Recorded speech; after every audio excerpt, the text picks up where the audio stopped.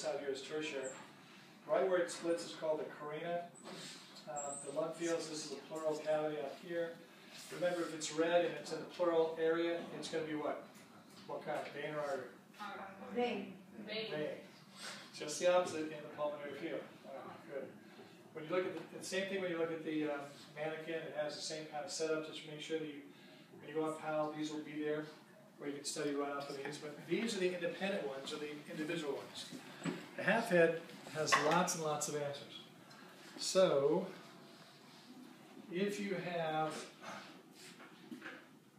on the half head, you can, sometimes they'll use that blue plaque on the wall, if you look back there above the skeleton, right above the cold. It shows the kind of the nasal concha and the cavity and all that. I've never, 9 years here, I've never seen them actually use that on a test. I'm not quite sure where they have it, but you never know. So basically you start with the external nares that goes into this vestibule, and then these are where the superior, middle, and inferior nasal concha are, but then right below them are the meatuses. So this is the superior,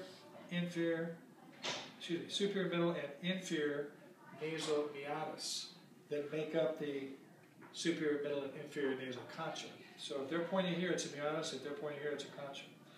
When it gets back here, this turns into the internal nares. This is the nasal pharynx, oral pharynx, laryngeal pharynx. Then you can actually get into the larynx that has all sorts of interesting aspects to it. So the larynx, they have this model. We'll study this today a little bit in lecture.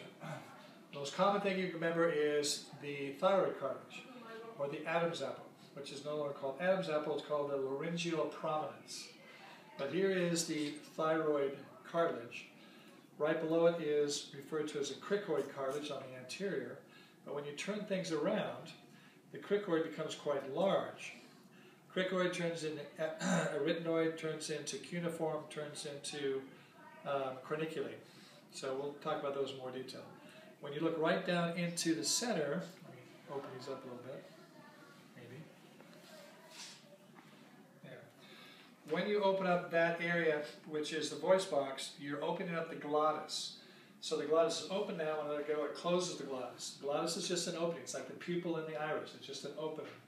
But right on the peripheral, or the actual borders of the glottis, that's where you have your vocal folds. And then this area down here on the side of the vocal folds is called the vestibular folds.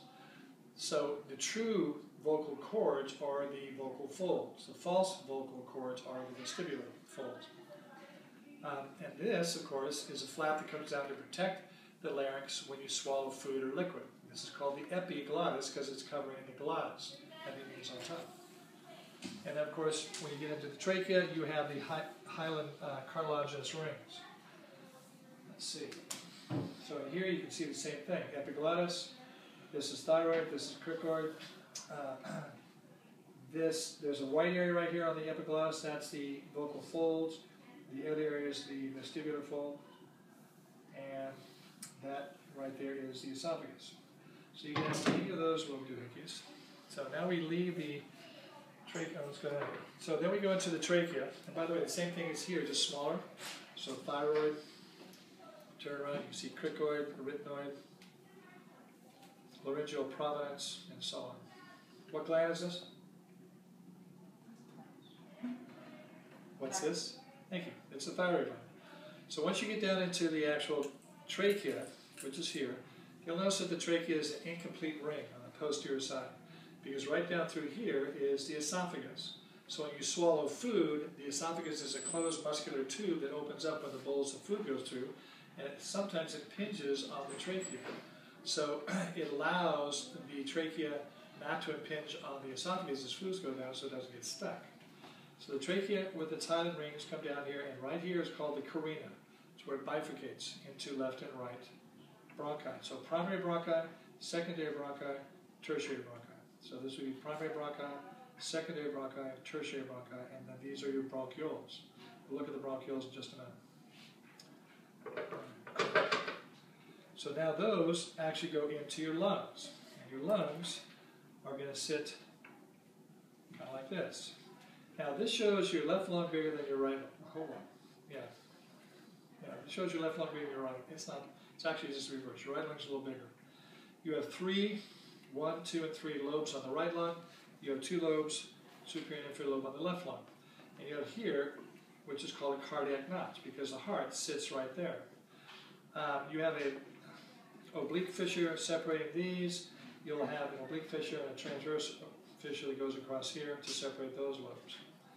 And this is a demonstration of where everything comes into the lung in one location, so we call it a pulmonary hiatus.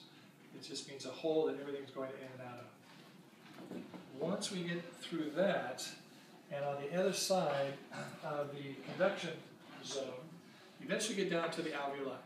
So the primary, secondary, tertiary bronchi, then you have bronchioles, then you have terminal bronchioles, then you have respiratory bronchioles that go actually into the alveolar sacs, or the alveolar lobular structure.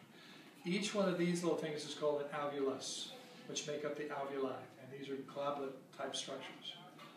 Inside, and they always like to ask this, is you're going to see red and somewhat purple. So what is the red? Vein. It is a pulmonary what? Vein. And this is your pulmonary artery. So what happens is all these little red structures you see here, these are the capillary beds that go in around each of the alveoli. If you look over here, you'll see that they go around the alveoli, they take the blood in, and then they come back out through the veins, which are now oxygenated, and they return in oxygenated form. As far as what you need to know at this is there are also in black, which you'll learn later, this is a types of cell. They're called alveolar type 2 cells that secrete a substance called surfactant, which is a mucus base that keeps these little grape-looking things from collapsing in on themselves. It keeps them moist and so on. That's all you have to know for alveoli. Sometimes they'll use this or another model in addition to this. Just it shows you all basically the same thing. You just once you learn one, you pretty much learn all of them. Okay, I think that's about all we have for respiratory. That's my knowledge. They have never used that blue plaque, so I'm not really sure if they're going to. That's about it.